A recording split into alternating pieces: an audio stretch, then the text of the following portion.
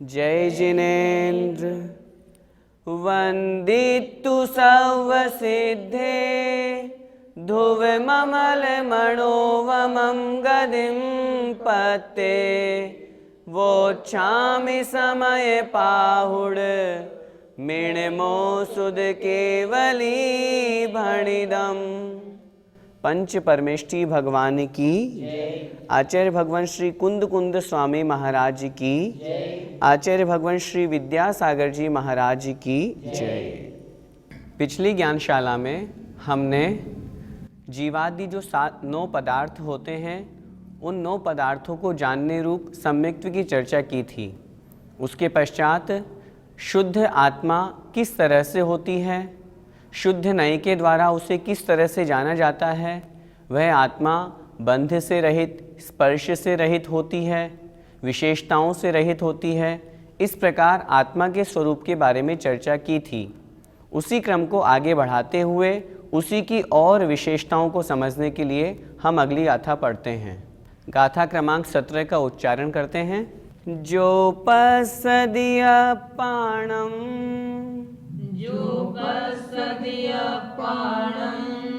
अबद्ध पुट्ठम अनन्यमविशेषम,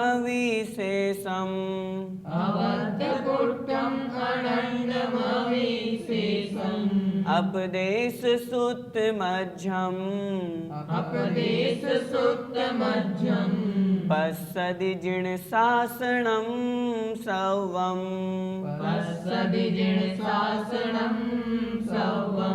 एक साथ बोलिए। जो पश्यदि पाणम, अबद्ध पुट्ठम अनन्यमविशेषम, अपदेश सुत मध्यम, पश्यदि जिण शासनम सवम। गाथा का अर्थ समझते हैं।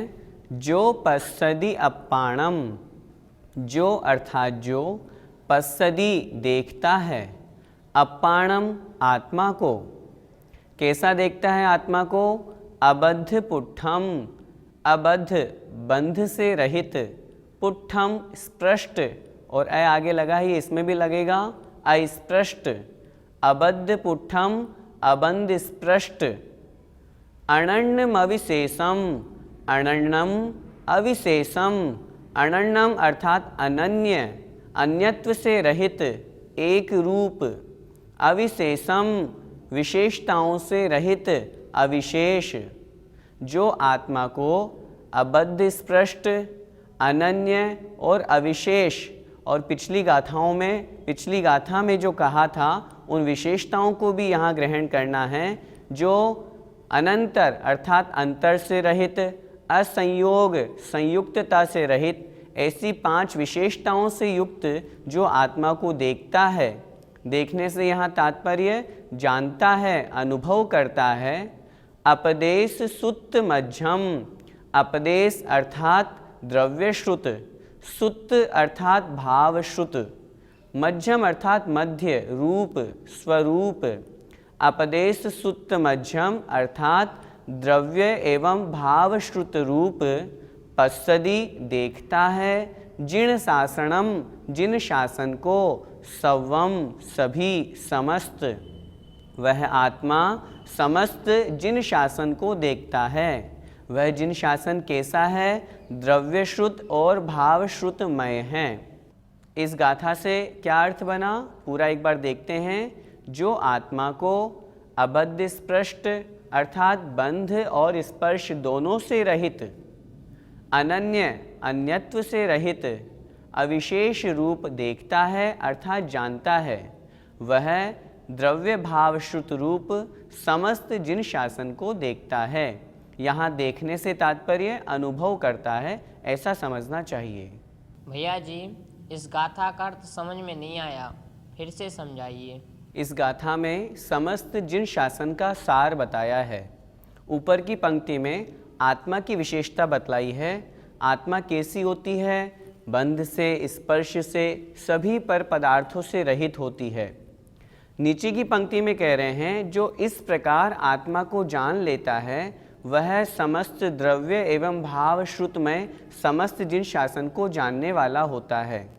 कहने का तात्पर्य यह है कि जो मुनि महाराज जिन्होंने आत्मा के स्वरूप को समझ लिया, उन्हें फिर बहुत अधिक शास्त्र पढ़ने की आवश्यकता नहीं है। द्रव्यश्रुत और भावश्रुत में समस्त ग्रंथों में, समस्त शास्त्रों में सारी ही यही है। यदि आत्मा को जान लिया तो सर्वज्ञपना स्वयमेव प्रकट हो जाएगा। आचार्य भगवान कुंद कुंद स्वामी महाराज ने प्रवचन सार जी में भी लिखा है, जो आत्मज्ञ हो गए वो सर्वज्ञ हो ही जाएंगे। कहने का तात्पर्य यह है, आत्मा का सार, आत्मा को जानना ही सर्वश्रेष्ठ है। अब जिन्होंने आत्मा को जान लिया, अन्य जो शास्त्र हैं, अन्य जितने भी ग्रंथ हैं, उनमें भी तो यही बताया गया है। इष्टोपदेश जी में लिखा है, जीवोन्य पुद्गलश्चान्य इत्यसौ तत्व संग्रह यदन्य दुच्यते किंचित सोस्तु तस्यैव विस्तर है। अर्थात जीव अलग है, आत्मा अलग है और पुद्गल अलग है। यही तो तत्व का सार है। इसके अलावा जो कुछ भी कहा जाता है वो सारा का सारा इसी का विस्तार है। अगर किन्हीं मुनि महाराज ने आत्मा का स्वरूप जान लिया, आत्मा इन विशेषताओं से युक्त है, आत्मा ऐसी होती है, जब उन्होंने यह जान लिया तो अधिक शास्त्र पढ़ने की आवश्यकता नहीं, वो स्वयमेव उनका सारा का सारा उन्हें द्वादशांग का ज्ञान हो ही जाएगा और इतने ज्ञान मात्र से उन्हें केवल ज्ञान की भी प्राप्ति हो जाएगी। अगर मुनि महाराज के पास सबसे कम ज्ञान अष्ट प्रवचन मात्रिका है, 5 समिति 3 गुप्ती, इतना उनको ज्ञान है और इतने ज्ञान के साथ में इतना ज्ञान है कि बस मेरी आत्मा अलग है, यह शरीर अलग है, आत्मा इन स्वभाव से युक्त है। आत्मा का तो ऐसा स्वभाव होता है, निश्चय नहीं की अपेक्षा से आत्मा शुद्ध है। इस तरह से आत्मा के स्वरूप को जान करके जो उस आत्मा में लीन हो जाते हैं, उन मुनि महाराज को द्रव्यमय और भावमय जो श्रुत ज्ञान है वो समस्त जिन शासन उन्हें स्वयमेव प्राप्त हो जाता है, वे समस्त जिन शासन के ज्ञाता बन जाते हैं। इस प्रकार इस गाथा में उन मुनि महाराज के लिए जो शुद्धोपयोग में लीन हैं, जिन्होंने आत्मा के स्वरूप को अच्छी तरह से जान लिया है, उन मुनि महाराज के लिए चर्चा है, वे समस्त जिन शासन के ज्ञाता हो जाते हैं। भैया जी, इन 5 विशेषताओं को फिर से समझा दीजिए। आत्मा की जो 5 प्रकार की विशेषताएं यहाँ पर बतलाई गई है, वास्तव में दिखने में तो ऐसा लग रहा है, व्यवहार की अपेक्षा से तो हमें लगता है कि हाँ, आत्मा कर्मों से बंधा है, आत्मा शरीर से बंधा हुआ है, मनुष्य आदि पर्याय को प्राप्त है, लेकिन निश्चय नहीं की अपेक्षा से आत्मा इनसे रहित है। उन 5 विशेषताओं में सबसे पहली विशेषता दी अबद्ध पुट्ठम, अर्थात बंध और स्पर्श से रहित। जिस प्रकार कमल का पत्ता है, वह दिख रहा है कि जल में है, जल से स्पर्शित है, लेकिन वास्तव में वह जल से स्पर्शित नहीं है। ठीक उसी तरह आत्मा द्रव्य कर्म, जो ज्ञानावरण आदि 8 कर्म हैं, हमें दिख रहा है, लग भी तो रहा है हम संसार में हैं, तो हमारे साथ में 8 कर्म लगे हुए हैं। मनुष्य का हमें यह शरीर मिला है, शरीर जो 9 कर्म है, परिवार जो 9 कर्म है, ये हमारे साथ में जुड़े हुए हैं, लेकिन वास्तव में आत्मा इनसे रहित है। इस प्रकार पहली विशेषता के ऊपर श्रद्धान करना, समझना कि आत्मा द्रव्य कर्म, भाव कर्म इनसे रहित है। दूसरी विशेषता यहाँ पर दी अन्यत्व से रहित। अन्यत्व से रहित का तात्पर्य होता है, जिस प्रकार मिट्टी अनेक पर्यायों में है, मिट्टी सकोरा रूप में भी है, मिट्टी घट के रूप में भी है, दिख रही है कि हमें ये पर्याय रूप में है, लेकिन मिट्टी वहाँ भी है, मिट्टी यहाँ भी है। ठीक उसी प्रकार आत्मा नर नारकादि पर्यायों को प्राप्त तो करता है, लग रहा है कि हम मनुष्य पर्याय में हैं, कोई जीव नरक पर्याय को पहुँचा तो वो नारकी कहलाया, लेकिन वास्तव में आत्मा ही है। आत्मा अन्यत्व, अन्य पर्याय से रहित है, आत्मा तो शुद्ध है। इस तरह अन्यत्व से रहित विचार करना। तीसरी विशेषता दी चला चलता से रहित, अर्थात जो नियत है। नियत से तात्पर्य आत्मा असंख्यात प्रदेशी है, उतना ही है, न कम न ज़्यादा। जिस प्रकार समुद्र में ज्वार भाटा आता है, ज्वार भाटा आने से समुद्र में हमें लगता है पानी की कमी अथवा पानी की बढ़ोतरी हुई, लेकिन वास्तव में ऐसा नहीं होता है, वह नियत ही रहता है। जब यह जीव चींटी के शरीर को प्राप्त करता है तो आत्मा के प्रदेश सिकुड़ करके चींटी के बराबर हो जाते हैं। जब महामत्स्य के शरीर को प्राप्त करता है तो आत्मा के प्रदेश फैल करके महामत्स्य के शरीर को प्राप्त हो जाते हैं, लेकिन यह उनसे रहित है, यह उन पर्यायों से, उन चला चलता से रहित है। असंख्यात प्रदेश यहाँ भी है, असंख्यात प्रदेश वहाँ भी है। इस प्रकार असंख्यात प्रदेशी ही है, न कम न ज़्यादा। चौथी विशेषता है विशेष से रहित, अर्थात अभिन्न, भिन्नता से रहित। जिस प्रकार स्वर्ण में हम देखते हैं उसमें पीत गुण है, उसमें भारी गुण है, उसमें स्निग्ध गुण है, लेकिन जब हम द्रव्य की बात करेंगे, निश्चय नय की अपेक्षा से बात करेंगे, तो स्वर्ण है, निश्चय नय में वो गुण भी नहीं दिखाई देते। उसी प्रकार ये मन परिज्ञानी है, ये अवधि ज्ञानी है, ये ज्ञान दर्शन से युक्त हैं। इस प्रकार की विशेषताओं से रहित आत्मा तो आत्मा है। आत्मा तो मात्र ज्ञान दर्शन अर्थात ज्ञाता दृष्टा है। आत्मा तो आत्मा है, उन गुणों से रहित शुद्ध आत्मा की वहाँ पर चर्चा की गई है। जब अविशेष इस विशेषण को समझेंगे तब उसके गुणों से रहित मात्र आत्मा की ही चर्चा की जाएगी। और अंतिम जो पांचवी विशेषता है वह है असंयुक्त, संयोग से रहित, अर्थात वह जो आत्मा है वो किसी भी संयोग से युक्त नहीं है। कहने का तात्पर्य, जिस प्रकार जल होता है उसको गर्म करने पर वह उष्णता को प्राप्त हो जाता है, लेकिन वास्तव में वह जल तो जल ही है। जल का स्वभाव शीतल रूप है, भले ही हमने उसको गर्म कर दिया हो, वह जल उष्ण नहीं हो सकता। व्यवहार में हमें दिख रहा है कि गर्म पानी हो तो गया, लेकिन निश्चय नय से वह गर्म पानी पानी का स्वभाव नहीं है। पानी का स्वभाव है शीतलपन, ठंडापन। उसी तरह आत्मा का स्वभाव मात्र ज्ञान दर्शन। क्रोधी, मानी, लोभी, ये जितने भी विकार भाव हैं, विभाव परिणतियां हैं, ये आत्मा का स्वभाव नहीं हैं।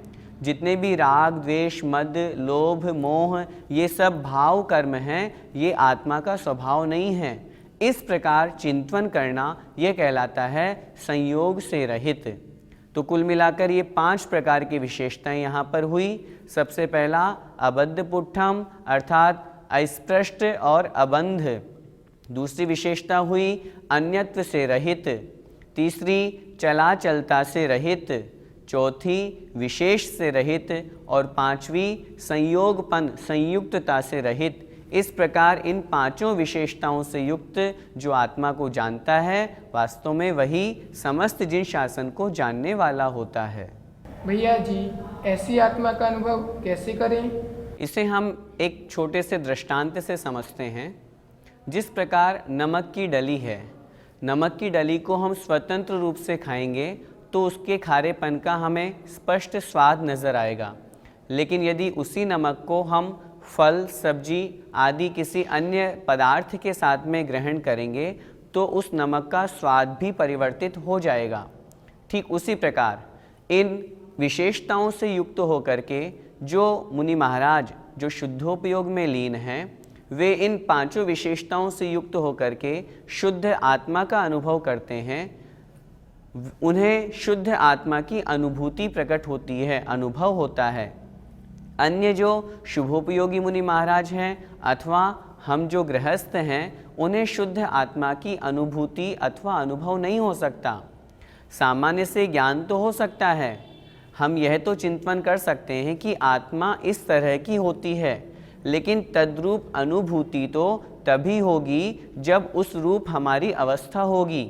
जिस तरह से उस नमक का हमें स्वाद मालूम है कि ये खारा होता है, लेकिन कितना खारा है, कैसे स्वाद वाला है, ये तो जब उस नमक को खाएंगे तभी समझ में आएगा। ठीक उसी तरह हमें मालूम है हमारी आत्मा ऐसी है, शुद्ध है, चैतन्य ज्ञान स्वरूप वाली है, ये हमें मात्र ज्ञान ही है।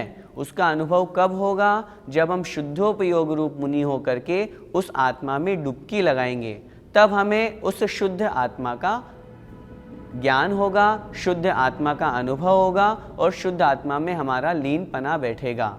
और वो तभी हो सकता है जो निर्विकल्प समाधि में स्थित जो शुद्धोपयोगी मुनि महाराज हैं। हम जैसे गृहस्थों के साथ में अभी राग द्वेष लगा हुआ है, मुनि महाराज भी जो अभी शुभोपयोग में हैं, जो अन्य क्रियाएं कर रहे हैं, सामायिक प्रतिक्रमण, प्रवचन, स्वाध्याय आदि कर रहे हैं, उन्हें उस अवस्था में भी उस शुद्ध आत्मा का अनुभव नहीं हो सकता।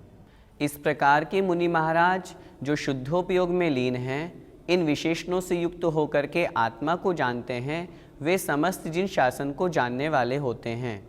इस प्रकार शुद्ध आत्मा के स्वरूप को हमने निश्चय नहीं की अपेक्षा से समझा। अगली गाथा में आचार्य भगवान कुंद कुंद स्वामी महाराज उसी बात को बता रहे हैं कि जो निश्चय नहीं की अपेक्षा से शुद्ध आत्मा में तल्लीन हैं, शुद्धोपयोगी मुनि महाराज हैं, उस समय उनके प्रत्याख्यान, दर्शन, ज्ञान, चारित्र ये सब आत्मस्वरूप ही हैं, अन्य नहीं हैं। आइए गाथा क्रमांक 18। आदाखुमज्जिणाणे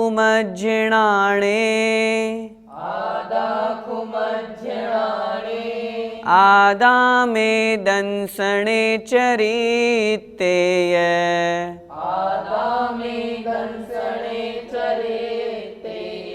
आदापचखाणे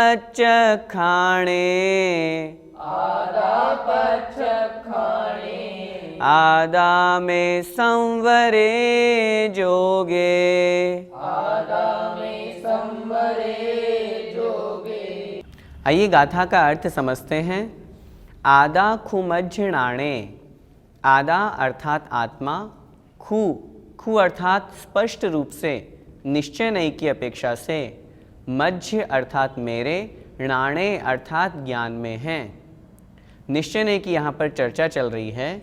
निश्चय नहीं की अपेक्षा से आत्मा मेरे ज्ञान में है।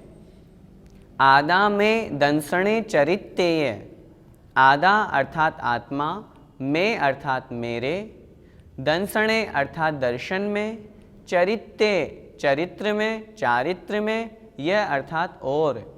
आत्मा मेरे दर्शन में, मेरे चारित्र में है। दो पंक्तियों का क्या अर्थ हुआ? निश्चय नहीं की अपेक्षा से आत्मा ही मेरे ज्ञान में है, आत्मा ही मेरे दर्शन में है, आत्मा ही मेरे चारित्र में है। आगे कह रहे हैं आदा पच्चक खाणे, आदा अर्थात आत्मा, पच्चक खाणे प्रत्याख्यान में है, प्रत्याख्यान अर्थात त्याग। आदा में संवरे जोगे, आदा अर्थात आत्मा, में अर्थात मेरे, संवरे संवर में, संवर से तात्पर्य कर्मों का आना रुक जाना। जिन निमित्तों से कर्म आ रहे थे उनका रुकने का नाम है संवर। उस संवर में भी आत्मा ही है। जोगे अर्थात योग में, योग से यहाँ तात्पर्य ध्यान, उसमें भी आत्मा ही है। गाथा का पूरा अर्थ देखें। आत्मा मेरे ज्ञान में, दर्शन में, चारित्र में, प्रत्याख्यान में, संवर में और योग में हैं। अर्थात जितनी भी चर्चाएं की जा रही है उन सब में आत्मा ही है। ये जो सारी के सारे ज्ञान, दर्शन, चारित्र, प्रत्याख्यान, संवर, योग, ध्यान, ये जो भी कहे हैं ये शुभोपयोग रूप हैं। लेकिन जब शुद्धोपयोग की बात की जाएगी, जब आत्म समाधि की बात की जाएगी, तब शुभोपयोग भी छूट जाएगा। आत्मा उस शुभोपयोग रूप नहीं है, दर्शन, ज्ञान, चारित्र रूप नहीं है, आत्म स्वरूप ही इस रूप है।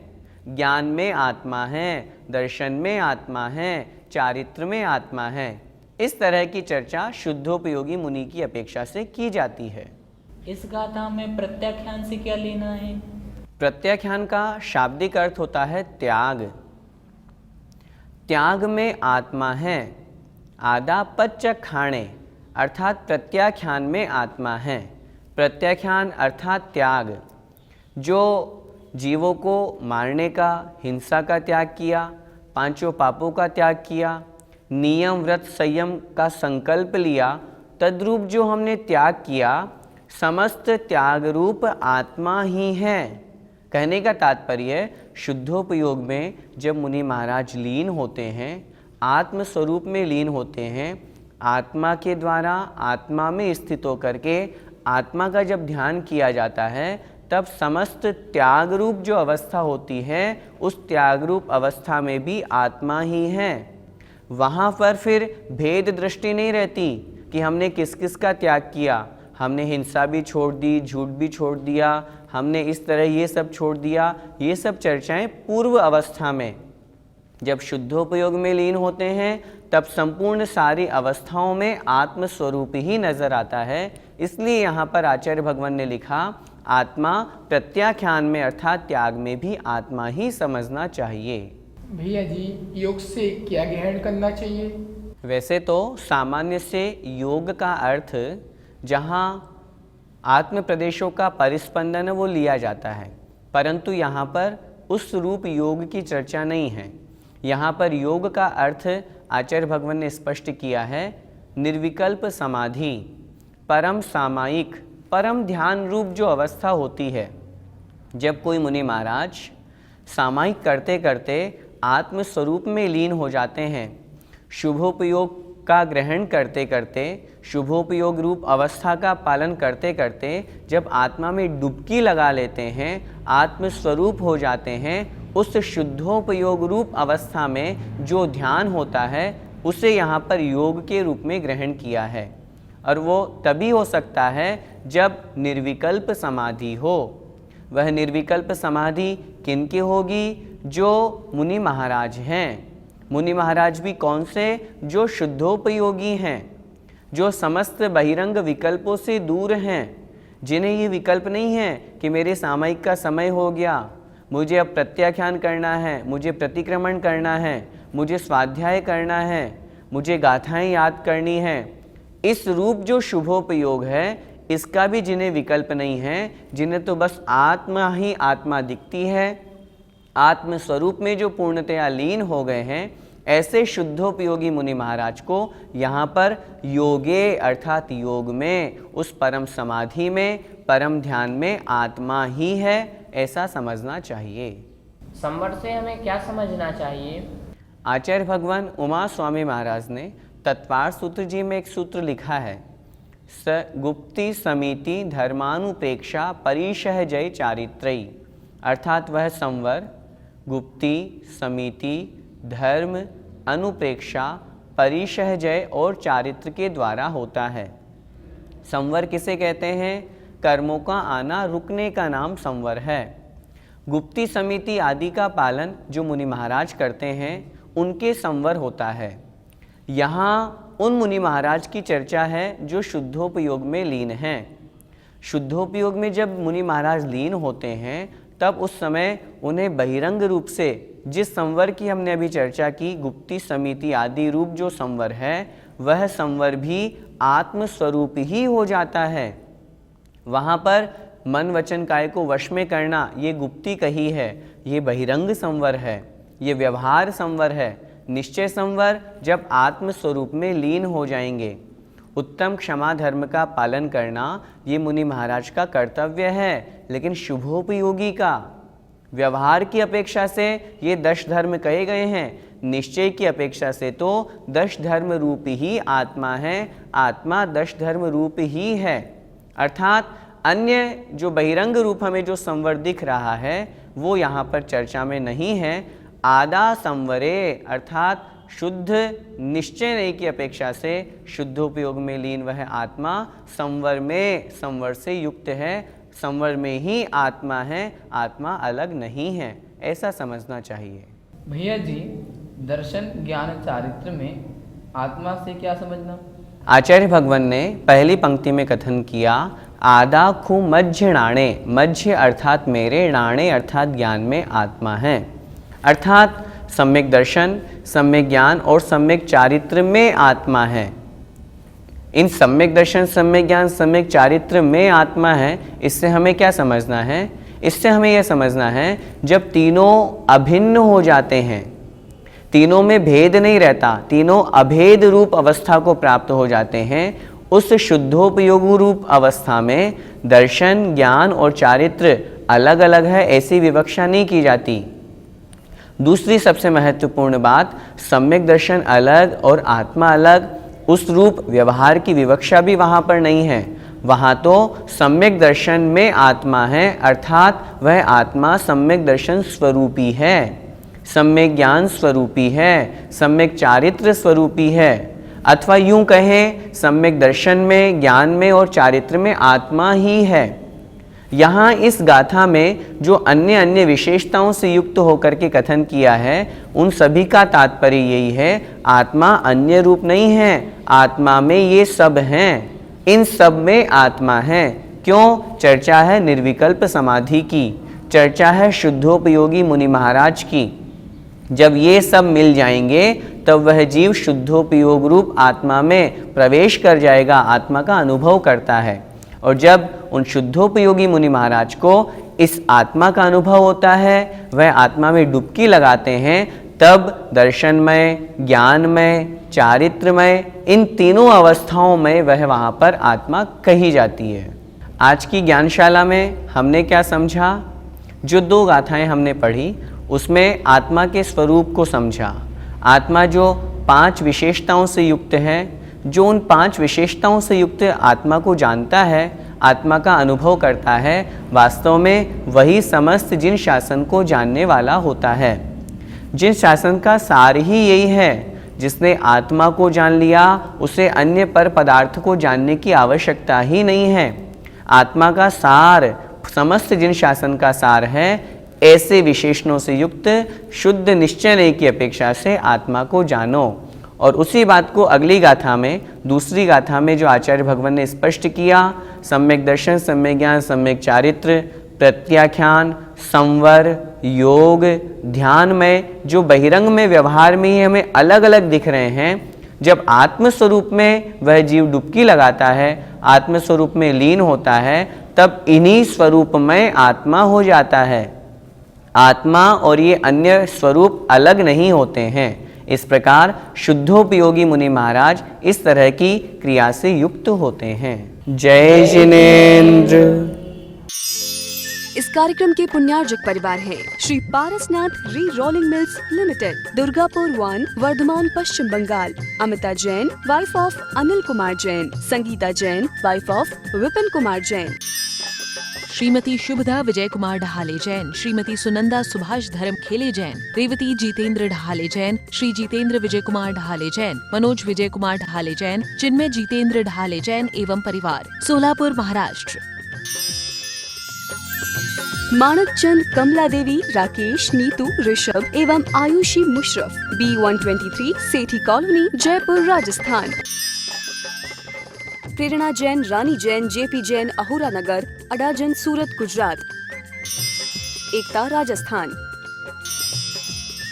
श्रीमती सुगंधा कमाते, वाइफ ऑफ बाबरू बहान कमाते, पुणे, विकास एवं विद्या कमाते, USA। श्री 1008 पार्श्वनाथ दिगंबर जैन मंदिर, 344/4, गोविंदपुरी महिला मंडल, गोविंदपुरी, कालका जी, नई दिल्ली 19। हितेश हसमुख लाल शाह, माता रमीला बेन परेख, वडोदरा, गुजरात।